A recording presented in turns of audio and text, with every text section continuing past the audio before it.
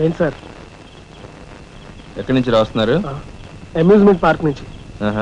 టికెట్లు ఎక్కడ? టికెట్లు చింపేసి కదండి లోపలికి పంపిస్తారు. ఏంట్రా లాజికల్ మాట్లాడుతున్నావు?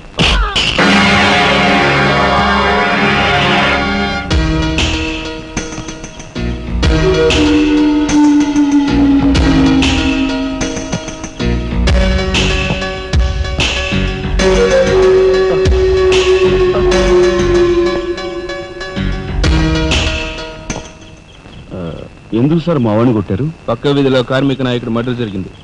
ఆ మర్డర్ చేసింది మీరే కదరా? ఏంట్రోయ్ డ్యూటీ దిగిపోతూ మందు కొట్టి ఇంటికి వెళ్తున్నారేమో డౌట్ వచ్చి. ఏంట్రా కూర్చోవ్?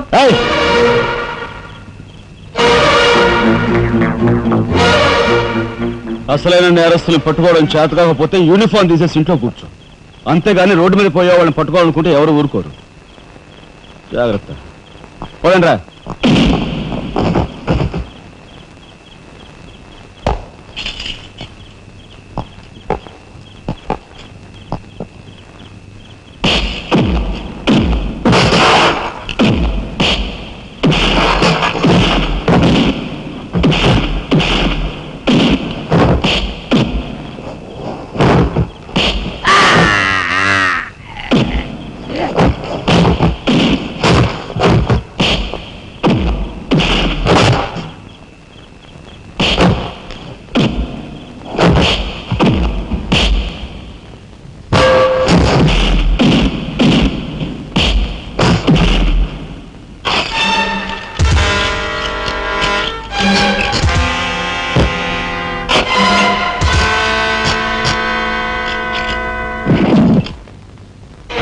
పోలీస్ ఇన్స్పెక్టర్ అయ్యి ఉండి వాళ్ళతో దెబ్బలు తింటాను నీకు సిగ్గులేదు? 24 గంటల్లో ఆ గ్యాంగ్ ని పట్టుకుని పోలీస్ స్టేషన్ లో పెట్టకపోతే నిన్ను మర్డర్ చేస్తాను. అండర్స్టాండ్? వాడేదో నీ పోలికలతో పుట్టాడు కదా అని కాస్త గారాబం చేశాను అంతే. నెత్తి కూర్చున్నాడు. ఏ లోకల్లో ఉన్నావో ఏమో.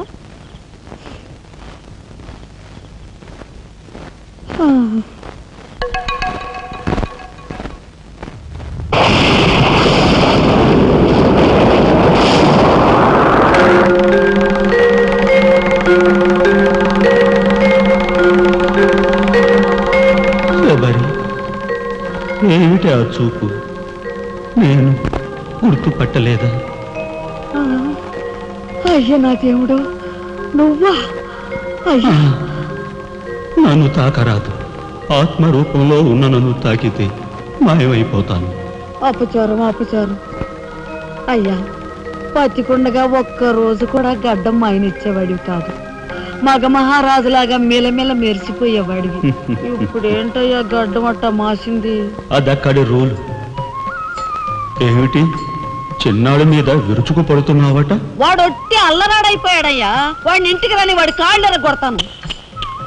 ఎంత పొరపడుతున్నావు శబరి? చిన్నాడంటే ఎవరనుకున్నావు? ఎవరు? నేనే.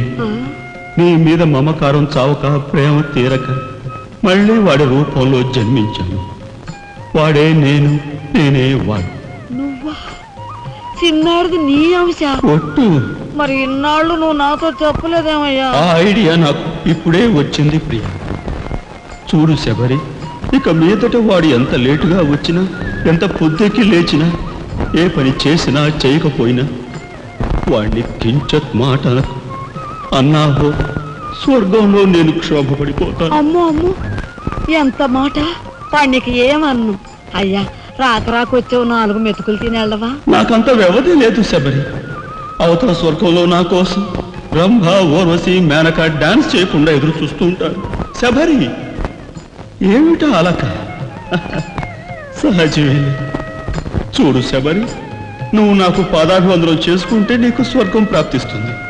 అక్కడ మనం కలిసి డాన్స్ ఆడదాం. నిజమా?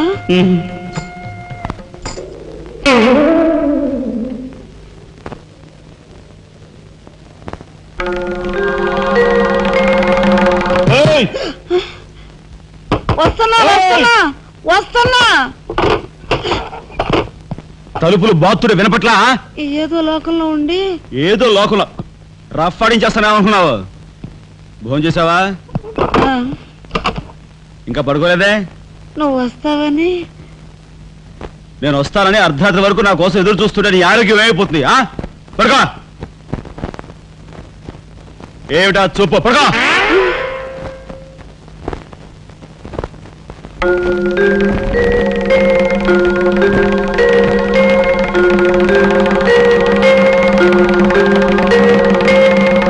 ఏమండి, రాఘవ్కు పంపించాల్సిన 25,000 గురించి ఏం ఆలోచించారండి? అదే అర్థం కావటం లేదు లక్ష్మి. ఆ 25,000 సంగతి అలా ఉంచు. కనీసం ట్రైన్ ఛార్జీలకైనా ఇచ్చి 4-5 రోజులు ఎలాగోలా ఆ 25,000 పంపిద్దామని చెబుదామన్నా ఈ 500 అయినా పుట్టేటట్లేవు. ఒక పని చేయండి, నా దుద్దులు తాకట్టు పెట్టి. వద్దు లక్ష్మి, వద్దు. ఈ సంగతి తెలిస్తే రాఘవ్ అసలు చదివే మానేస్తానంటాడు. నేనే ఇంకో ప్రయత్నం ఏదైనా చేస్తాను. గురు, బ్రహ్మాండమైన ఐడియా. ఈ డొక్కు కెమెరా అమ్మేస్తే కనీసం 200 రావచ్చు. నేను 10th క్లాస్ పాస్ అయినప్పుడు మా నాన్నగారు కొనిచ్చిన వాచ్ ఇది అమ్మితే 100 గ్యారెంటీ. ఈ కళ్ళజోడు ఉండ్రా, ఇవన్నీ అమ్మగా వచ్చిన డబ్బుతో కనీసం మా అన్నని ఈ రాష్ట్రంలో దాటించలేం. ఇంకా 5 రాష్ట్రాలు దాడాలి. అదేంటి చూడరా, 2,000కి 1 రూపాయి తక్కువ అయితే కెట్టదురంటే జిడ్డులో పట్టుకుంటారు. అయ్యో, ఏం జెంట్లమెన్ గారు, ఏంటి గొడవ? ఏం లేదు బాబు, మా ఇంట్లో అద్దెకున్న మనిషిని ఖాళీ చేయించి పెట్టవయ్యా అన్న. కాస్త రవిడేజం చేసి దానికి 2,000 అడిగాడు. కొంచెం తగ్గించుకోవయ్యా అన్నాను. చాచి లంపకాయ కొట్టాడు. ఇదిగో మధ్యపేరం, 1000 రూపాయలు ఇస్తావా? నీ ఇల్లు ఖాళీ చేయించి పెడతాం. 1000 రూపాయల? అయితే పదండి. ఏంటి పదండి, అవన్నీ మా వల్ల కాదు, మా గురువు వల్లే అవుద్ది. అడ్డుగో.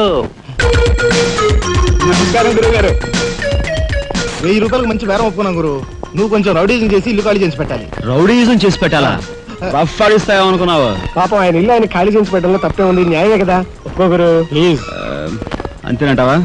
సరే బాబు, ఒక మాట, అది సామాన్యురాలు కాదండి.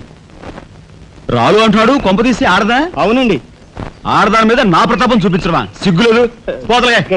బాబు, మీరు ఒక్కసారి వచ్చి చూడండి. అది ఆడది అనుకుంటే మీరు తలొకతోనూ నన్ను తన్నండి. ఇదెక్కడ ఆడదురా అనుకుంటే మీ హెల్ప్ మీరు చేయండి, మీ డబ్బులు మీరు తీసుకోండి. పద.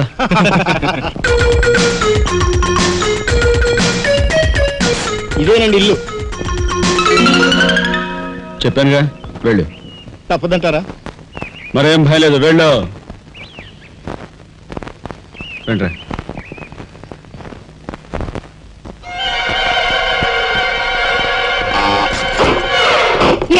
మా ఫ్యామిలీ రోడ్డు మీద ఉందమ్మా. ఈ కన్యాకుమారి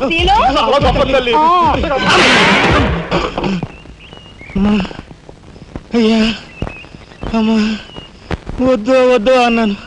వెళ్ళు అన్నారు. తీరా లోపలికి వెళ్ళి చూస్తే అది మాత్రం ఆడదు కాదండి బాబు. దీని సంగతి నేను చూస్తా.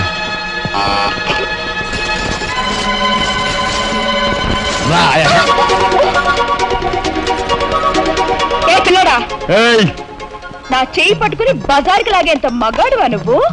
ఎంత ధైర్యం నిన్ను! చేయి చూసావా ఎంత రఫ్ ఉందా? నాతో పెట్టుకోకు, రఫ్ ఆడించేస్తా. నువ్వు నాతో పెట్టుకోకు, నీ పని చెప్తాను. సూరమ్మత, అప్పాయమ్మ, వెంకాయమ్మ, సీతమ్మత. పొడుస్తా. పీకు, నీ బోర్డు పీకు. ఈ కత్తి ముయ్. పొడుస్తా. బోర్డు పీకో. కత్తి ముయ్. బోర్డు పీకో. రాయ్, నువ్వు లోపకెళ్ళంట్రా. దీని తాలూకా ఏది దొరుకుతా తీసి బయటపడండి. హలో మేడం, ఒక్క ఫోటో. Just wait. గొంతు పొడుస్తా. పోదలే పీకో.